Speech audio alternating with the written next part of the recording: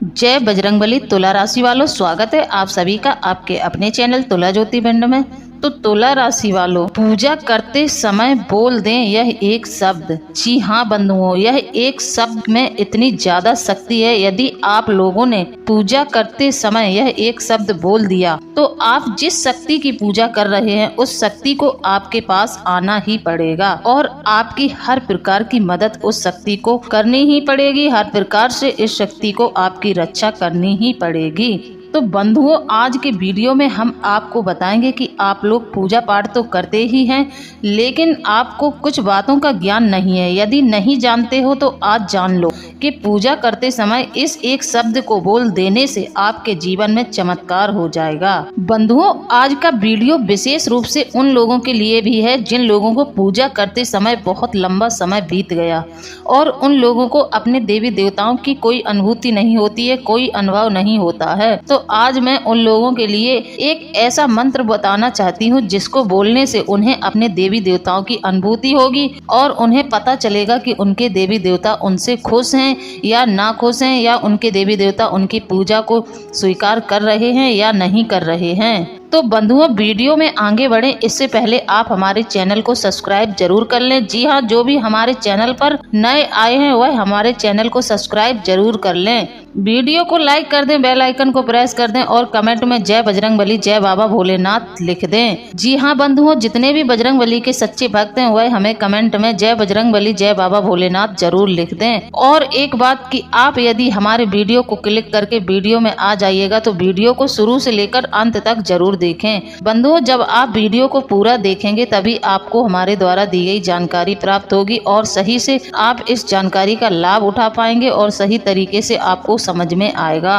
तो बंधुओं, चलिए समय न गवाते हुए हम इस वीडियो को शुरू करते हैं। तो बंधुओं, जिन लोगों के बनते काम बिगड़ रहे हैं, उनकी समस्याओं का समाधान नहीं हो रहा है, उन्हें आत्मिक शांति नहीं मिल रही है, उनके घर में कलह कलेश बहुत रहता है, तो और यदि वह लोग लंबे समय से किसी मंत्र को जप रहे हैं या किसी चालीसा को पढ़ रहे हैं, उनका मंत्र सिद्ध नहीं हो रहा है, उनकी चालीसा यदि सिद्ध नहीं हो रही है, ऐसे लोगों के लिए यह वीडियो स्पेशली बनाया गया है। यदि ऐसे लोग हमारे इस वीडियो को देखेंगे तो उन्हें हमारे इस वीडियो से बहुत ज्यादा लाभ मिलने वाला है। उन्हें यहाँ से वो मिलने वाला है जो उन्हें किसी ने नहीं बताया होगा। कई लोग ऐसे हैं जो साधना करते आ रहे हैं और लंबे समय से करते आ रहे हैं, लेकिन उन्हें अपनी पूजा के अनुभव नहीं हो रहे हैं और उनके जीवन में बहुत ज्यादा समस्याएं चल रही हैं। तो उन लोगों को हमारी इस वीडियो को जरूर देखना चाहिए। आज हम आपको जिस मंत्र के बारे में बता रहे हैं, इस मंत्र के उच्चारण से आप जिस शक्ति की पूजा करते हैं उस शक्ति को आपके पास आना ही पड़ता है और हर हाल में आना ही पड़ता है। वह तुम्हारे आमंत्रण को ठुकरा नहीं सकती। जैसे कि बंधुओं, हम पूजा पाठ करते हैं, भगवान को चंदन तिलक आरती भोग दीप सब कुछ करते हैं, लेकिन फिर भी हमारी पूजा अधूरी रहती है। तो हमारे शास्त्रों में बताया गया है, हम जिस देवता की पूजा पाठ करते हैं उन्हें भोग प्रसादी आदि देने से पहले उनका हमें आवाहन करना चाहिए। यही गलती हम करते हैं कि हम देवी देवताओं का आवाहन नहीं करते हैं। तो हमें सबसे पहले जिस देवी देवता की आप पूजा करते हैं तो हमें यह करना चाहिए कि हमें उनका आवाहन करना चाहिए। यदि आप लोगों को आवाहन मंत्र नहीं आता है तो आप अपनी भाषा में ही, जैसे अपने भाव से ही भगवान को बुलाएं। यदि आपको कोई सा भी मंत्र नहीं आता है तो आप भगवान से इतना बोल दें, प्रभु आइए विराजमान होइए, अपना भोग लीजिए। जैसे कि मैं बजरंगबली की पूजा करती हूँ तो मैं बोलती हूँ कि हे संकट मोचन हनुमान, आइए यह दीपक मैं आपको समर्पित करती हूँ, यह दीपक मैं आपके चरणों में समर्पित करती हूँ। ऐसा मैं बोलती हूँ। इसी प्रकार आप भी अपने देवी देवताओं का आवाहन कर लीजिए। देवी देवताओं का आवाहन करना बहुत जरूरी है। पूजा से पहले यदि आप लोगों ने आवाहन नहीं किया तो देवी देवता वहाँ पर कभी भी विराजमान नहीं होते हैं। तो आप लोग इस गलती को ना करें। यदि आप आवाहन के बिना भोग लगाते हैं या फिर दीप दान करते हैं तो आपका वह दीप दान, वह भोग कभी भी देवी देवता स्वीकार नहीं करते हैं।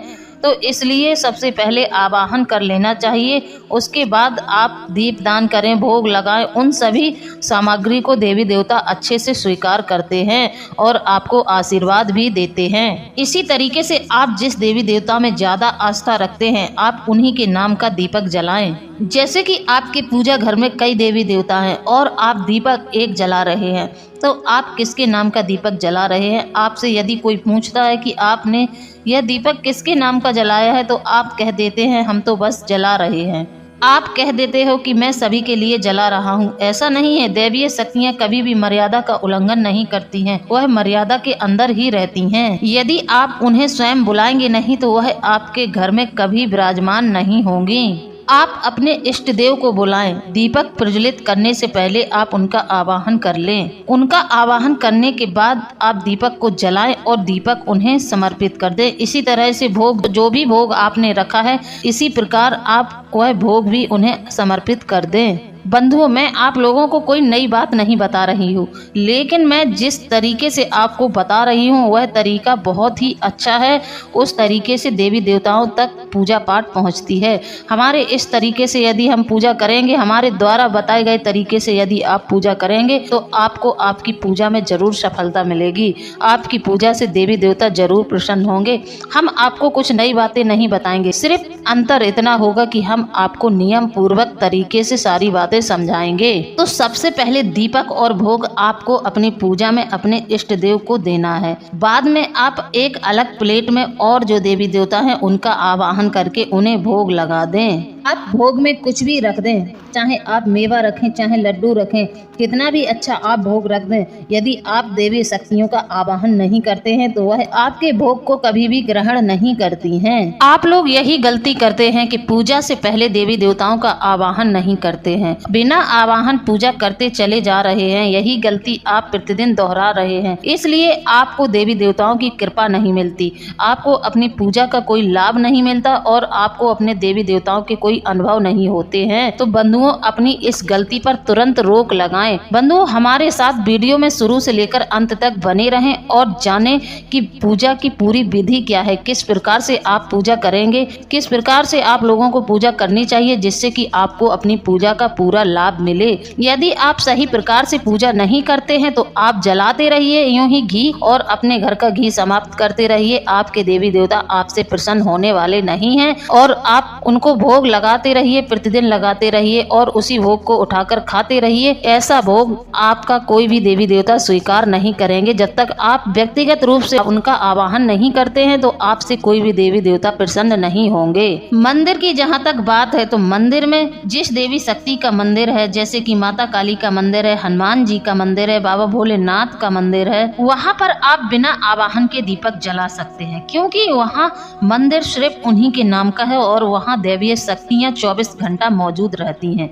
तो मंदिर में आप बिना आवाहन के दीपक जला सकते हैं, बिना आवाहन के भोग लगा सकते हैं, क्योंकि वहाँ सबसे पहली पूजा पुजारी करता है तो वह उनका आवाहन पहले ही कर देता है। मंदिर में देवी देवता पहले से ही मौजूद रहते हैं, उनकी वहाँ प्राण प्रतिष्ठा हुई है। तो बंधुओं, प्राण प्रतिष्ठित मूर्ति के आगे आवाहन की आवश्यकता नहीं होती है, लेकिन जहाँ आप अपने घर में पूजा कर रहे हैं तो वहाँ मूर्तियों की प्राण प्रतिष्ठा नहीं होती है। वहाँ पर आपको देवी देवताओं को बुलाना बहुत जरूरी होता है और उनका आवाहन करके उन्हें भोग, दीप, दान, जो कुछ आप पूजा में करते हैं सब कुछ आवाहन करके ही किया जाना चाहिए, तभी आपको अपनी पूजा का पूरा फल मिलता है। बंधुओं, क्या होता है कि हम अपने घर के मंदिर में हमारी जिस देवी देवता को रखने की इच्छा हुई हम लाकर रख लेते हैं। जैसे कि हम किसी तीर्थ स्थान पर गए, वहाँ से उस देवी देवता की मूर्ति लेकर आए और अपने घर में रख ली। हम केदारनाथ जाते हैं तो बाबा भोलेनाथ की वहाँ से मूर्ति लेके आते हैं। जैसे कि हम महाकालेश्वर जाते हैं तो वहाँ से मूर्ति ले आते हैं और लाकर अपने घर में रख लेते हैं। बंधुओं, तो इसी प्रकार हम साल भर में कई तीर्थ स्थानों पर जाते हैं और अलग अलग देवी देवताओं की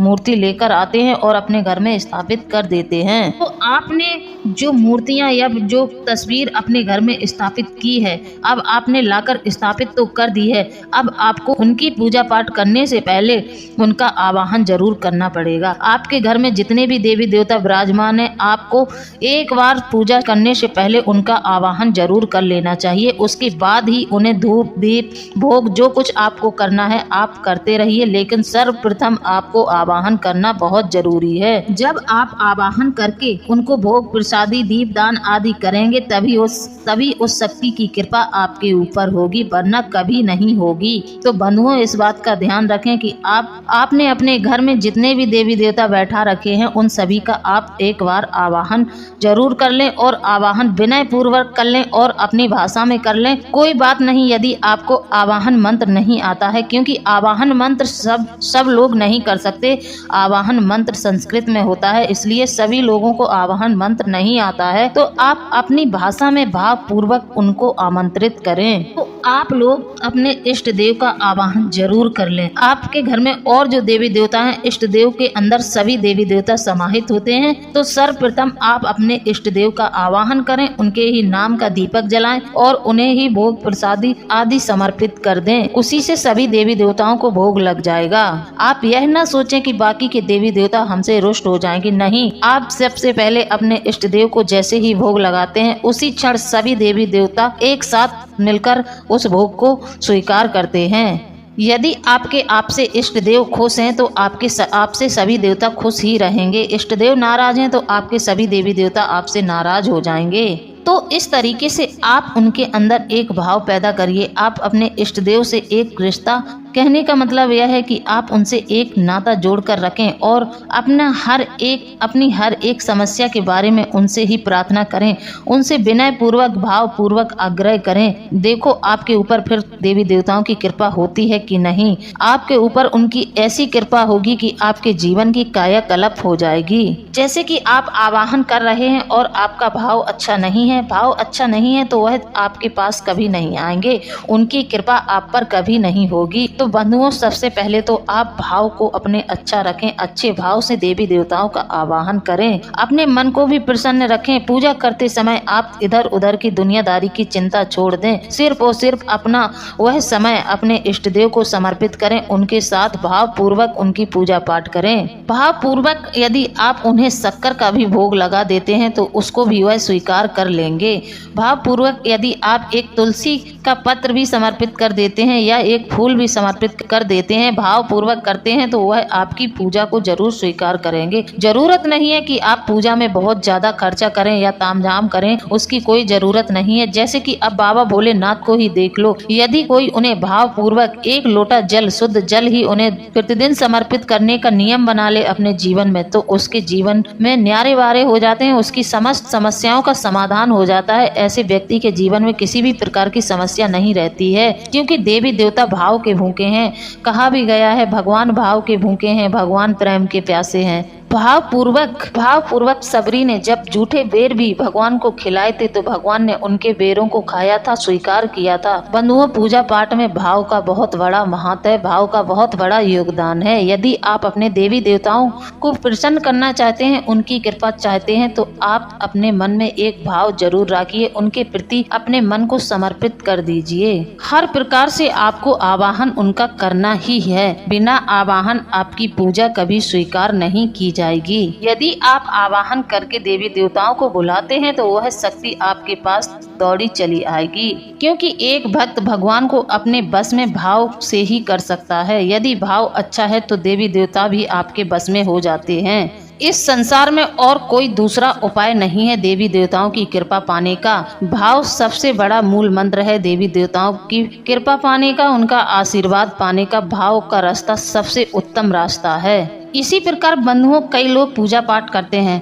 पूजा पाठ करते समय कुछ संकेत भी मिलते हैं। जो सही प्रकार से सही ढंग से पूजा पाठ करते हैं उन्हें कुछ संकेत भी मिलते हैं, लेकिन आपको इन संकेतों के बारे में पता नहीं चलता है। आपकी चेतना अभी इतनी जागृत नहीं हुई है कि आप इन संकेतों के बारे में जान सकें। तो हम आपको बता दें, यदि आपको पूजा पाठ करते समय इन संकेतों का आभास होता है, इस प्रकार के संकेत मिलते हैं तो आप समझ जाइए कि आपके देवी देवताओं ने आपकी पूजा स्वीकार की है। इस प्रकार के संकेत मिलते हैं तो आप समझ जाना कि आपका भाग्य उदय होने वाला है। तो बंधुओं, जैसे कि आपने दीपक प्रज्वलित किया है, उसमें फूल बन जाता है और आपके दीपक की लौ बहुत ज्यादा ऊपर उठने लगे, बहुत ज्यादा ऊपर की तरफ उठती जा रही है, तो आप समझ जाइए कि आपने ईश्वर को अपनी भक्ति से प्रसन्न किया है। आपकी पूजा से देवी देवता प्रसन्न है और अब आपके जीवन में तरक्की होने का समय आ गया है। आपको ईश्वर बहुत ऊपर की तरफ ले जाएंगे, आपकी तरक्की बहुत ऊपर तक होगी। दीपक की लौ ऊपर उठने का संकेत है कि देवी देवता आपकी चिंता और परेशानियों को जरूर हरेंगे।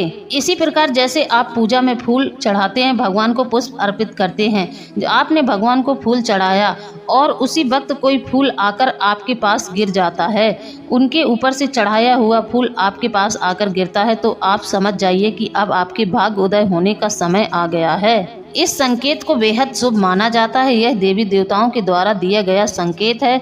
इससे सीधे तौर पर पता चलता है कि भगवान का आशीर्वाद आपके साथ है, उनकी कृपा आपके साथ मौजूद है। यदि आपने कोई मनोकामना मानी है, आपने उनसे अपने किसी कार्य के पूरे होने की मनोकामना की है, तो समझ जाना कि वह आपकी जल्द ही पूरी होने वाली है, जल्द ही पूरी होने वाली है। बंधुओं, कई बार ऐसा होता है कि हम भगवान को पुष्प अर्पित करते हैं और पुष्प हमारी तरफ ही आकर गिर जाता है, पर लोग गलती है करते हैं कि उस पुष्प को उठाकर वापस से भगवान पर चढ़ा देते हैं। ऐसा करने से आप उनकी कृपा को वापस कर देते हैं। ऐसी गलती बिल्कुल नहीं करनी चाहिए। यदि आपकी पूजा में भगवान पर आप पूजा पाठ करते समय पुष्प चढ़ा रहे हैं, उन पुष्पों में से कोई एक पुष्प यदि नीचे गिर जाता है, तो आप उस पुष्प को वापस ना रखें। उस पुष्प को उठाकर अपने तिजोरी में या फिर अपने साथ अपनी जेब में भी रख सकते हैं, उसको अपने पर्स में भी रख सकते हैं। उसको वापस नहीं चढ़ाना है। उस फूल के गिरने का संकेत यही है कि अब आपकी जो भी मनोकामना है वह पूरी होने वाली है। लेकिन कई लोग अज्ञानता बस यही गलती कर देते हैं, उस फूल को वापस से उठाकर देवी देवताओं पर चढ़ा देते हैं। उन्हें लगता है कि यह फूल गिर गया है, लाओ इसको उठाकर फिर से चढ़ा दें। नहीं, ऐसा नहीं करना चाहिए। ऐसा करने से आप उनकी कृपा को वापस लौटा देते हैं। इसी प्रकार जैसे कि आप पूजा करने के लिए बैठ गए, उसी वक्त आपके घर में कोई गुरु या फिर आपके घर का कोई बड़ा बुजुर्ग जैसे कि आपके पिता या फिर कोई ब्राह्मण व्यक्ति आपके घर में प्रवेश करता है, तो यह भी बहुत शुभ संकेत माना गया है। जैसे कि आपके घर के बड़े बुजुर्ग हैं, वह कहीं बाहर गए हैं और उनके बाहर से आने का समय ठीक उसी वक्त है जिस वक्त आप पूजा कर रहे हैं, तो आप समझ जाना कि आपके जीवन में कुछ न कुछ अच्छा होने वाला है। तो बंधुओं, जब भी आप किसी शक्ति को अपने पास बुलाते हैं, उसका आवाहन करते हैं, तो वह शक्ति आपके पास जरूर आती है। बेशक वह थोड़ी देर के लिए आए, लेकिन आती जरूर है, इस बात का ध्यान रखें। आपने यदि उन्हें भाव से बुलाया है, प्रेम से बुलाया है, तो वह आपके बुलावे को कभी भी अनदेखा नहीं करेंगे, वह आपके पास जरूर आएंगे। बंधुओं, कई लोग तो काफी लंबे समय से मंत्र जाप करते हैं, साधना करते हैं, पूजा पाठ करते हैं, जैसे कि कई लोग चालीसा का पाठ नित्य करते हैं, लेकिन लोग यह कहने लगते हैं कि हमें तो किसी देवी देवता की शक्तियों का अनुभव नहीं होता है, हमें तो कभी किसी देवी देवता की सुरक्षा महसूस नहीं होती है, हमें यह महसूस ही नहीं होता है कि देवी देवता हमारी पूजा को स्वीकार कर रहे हैं या नहीं। तो बंधुओं, ऐसा नहीं है। यह आरोप देवी देवताओं पर लगाना गलत हो जाएगा। ऐसा बिल्कुल नहीं है। यदि आपने शक्तियों का आवाहन किया है, सच्चे मन से उन्हें पुकारा है, तो शक्तियां जरूर आती हैं, आपकी पूजा को स्वीकार करती हैं, आपको स्पर्श करती हैं, आपके इर्द गिर्द घूमती हैं, लेकिन आप उन शक्तियों को पहचान नहीं पाते हैं, उनका अनुभव नहीं कर पाते हैं। तो बंधुओं, दिव्य शक्तियां कभी भी साक्षात्कार नहीं करती हैं। आप जैसा सोचते हैं कि दिव्य शक्तियां आपके सामने आकर खड़ी हो जाएं, तो इस प्रकार से कभी भी दिव्य शक्तियां नहीं आती हैं। तो बंधुओं, हमेशा दिव्य शक्तियां आपके बुलाने पर आती हैं। वह आपके कार्यों को पूरा करना चाहती हैं, आपसे बात करना चाहती हैं और आपकी परेशानियों को हरना चाहती हैं, लेकिन आप हैं कि आप उनके संकेतों को नहीं समझ पाते हैं। तो बंधुओं, यह जो दिव्य शक्तियां होती हैं, यह हमें सिर्फ संकेत देती हैं, हमसे बात नहीं करती हैं। आप जैसे इंसानी जीवन में एक दूसरे से बात करते हैं, तो इस प्रकार दिव्य शक्तियां कभी आपसे बात नहीं करेंगी, आपको कभी दिखाई नहीं देंगी, लेकिन उनके अनुभव होते हैं और कुछ संकेत भी होते हैं, जिनको आप लोगों ने यदि समझ लिया तो आपके जीवन में चमत्कार हो जाएगा। तो बंधुओं, आपके पास शक्तियां आती हैं, आपसे बात भी करती हैं, लेकिन दैवीय शक्तियों के बात करने का तरीका सांकेतिक होता है। वह आपको संकेतों के द्वारा ही बताती हैं, संकेतों के द्वारा ही आपकी समस्या का समाधान करती हैं। तो बंधुओं, देवी देवताओं का हमेशा भावपूर्वक आवाहन करें और उनकी सही प्रकार से पूजा अर्चना करें, सही ढंग से करें। उनकी पूजा में कोई भी गलती ना करें। जैसे कि गलती कुछ बड़ी गलती नहीं होती है, लेकिन गलती कुछ इस प्रकार की होती है, जैसे कि आप पूजा करने बैठे और किसी का बुरा करने की सोच रहे हैं, तो आपके मन का भाव गंदा है, आपके मन में गंदे विचार आ रहे हैं, तो इस प्रकार के विचार रख के यदि आप पूजा पाठ करते हैं, तो आपको अपनी पूजा का उल्टा फल मिलता है। इससे देवी देवता रुष्ट भी हो जाते हैं और हमारे ऊपर आपत्तियों के पहाड़ टूटने लगते हैं। यदि हम किसी का बुरा सोचते हैं, हम अपने मन में क्रोध रखते हैं, किसी के प्रति गलत भावना रखते हैं, इस प्रकार के लोगों से देवी देवता रुष्ट हो जाते हैं और उनके ऊपर आपत्तियां आनी शुरू हो जाती हैं और उन्हें देव दोष भी लग जाता है। गलत मानसिकता वाले लोगों का साथ विपत्तियां कभी नहीं छोड़ती हैं। विपत्तियां उनके पीछे पड़ जाती हैं। सब कुछ करके भी वह लोग हार जाते हैं। कहीं जाते हैं, ऐसे लोग कहीं जाते हैं, किसी तांत्रिक के पास जाते हैं, किसी भगत के पास जाते हैं तो वह कुछ का कुछ बता देते हैं। कभी कह देते हैं तुम्हें पितृदोष लगा है, तुम्हारे पितृ तुम्हें परेशान कर रहे हैं, तो कभी कह देते हैं कि आपकी कुलदेवी आपसे रुष्ट हैं, और कुछ उपाय भी करते हैं। उसके बावजूद भी ऐसे लोगों को फायदा नहीं होता है। यह देव दोष का ही लक्षण है। बंधुओं, हम आपको बताना चाहते हैं यह देव दोष कैसे लगता है, कि देवता हमें कैसे बर्बाद कर देते हैं। बंधुओं, अब आप कहेंगे कि देवी देवता भी हमें बर्बाद कर देते हैं। जी हाँ, देवी देवता भी आपको बर्बाद कर देते हैं, परेशानी आपके जीवन में खड़ी कर देते हैं। तो बंधुओं, यहाँ पर ध्यान से समझने की जरूरत है आप लोगों को। देवी देवता किस प्रकार से आपको बर्बाद कर देते हैं, किस प्रकार से देवी देवताओं का देव दोष आपके ऊपर हावी हो जाता है। जैसे कि हमारे ऊपर कोई विशेष आपत्ति आई, हमारे ऊपर कोई विशेष आपत्ति आ गई उस समय, या फिर हमारा कोई विशेष काम अटक गया और हमने उस समय देवी देवताओं का आवाहन किया और उनसे इस प्रकार की कामना की कि हमारा यह काम बन जाए और हमारे ऊपर से यह विपत्ति हट जाए। ऐसे समय में हम कोई मन्नत बोल देते हैं कि हमारा यह कार्य हो जाएगा, तो हम आपके यहाँ आकर घंटा चढ़ाएंगे या फिर आपके यहाँ हम अखंड ज्योत प्रज्वलित करवाएंगे। कुछ भी आप बोल देते हैं, तो यदि आप उसको पूरा नहीं करते हैं तो आपको बंधुओं, जब आपका उस देवी देवता की कृपा से काम हो जाता है, आपका काम पूरा हो जाता है, आपके ऊपर जो आपत्ति आई है वह भी टल जाती है। जब आपका काम संपन्न हो जाता है तो फिर आप भूल जाते हैं कि हमने देवी देवताओं को किस बात का वचन दिया था, किस तरह की पूजा पाठ करने का वचन दिया था, क्या संकल्प लिया था। आप अपने संकल्प को ही भूल जाते हैं, आप अपने संकल्प को भूल जाते हैं। इस तरह से इसी कारण से आपके ऊपर देव दोष लगता है, देवी देवताओं का प्रकोप बरसने लगता है। पहले जो देवी देवता आपकी रक्षा कर रहे थे, वही देवी देवता अब आपकी रक्षा नहीं करेंगे। आपके ऊपर संकट पे संकट आएंगे और उनका प्रकोप आपको झेलना पड़ेगा। इस प्रकार की गलती करने से देव शक्ति आपसे रुष्ट हो जाती है और उनका प्रकोप और आपको उनके द्वारा दंड भी मिलेगा, जिसको आपको झेलना पड़ेगा। वह आपको एहसास कराएंगे कि आपने इस प्रकार की गलती की है, और जब उस गलती के चलते आपको जो परेशानी आएगी, आप उसके लिए भागेंगे तांत्रिकों के पास, भक्तों के पास, लेकिन आपको आपकी समस्या का कोई हल नहीं मिलेगा। आपका सब कुछ किया धरा बेकार हो जाएगा। पहला तो कारण यही है। अब दूसरा कारण ध्यान से सुने। दूसरा कारण क्या है? दूसरा कारण यह है कि आप किसी कठिन कार्य को पूरा करने के लिए, मान लीजिए आप पहले हनुमान जी की पूजा करते थे, तो आपने उस कठिन कार्य को पूरा करने के लिए, जल्दी उसमें सफलता पाने के लिए, आपने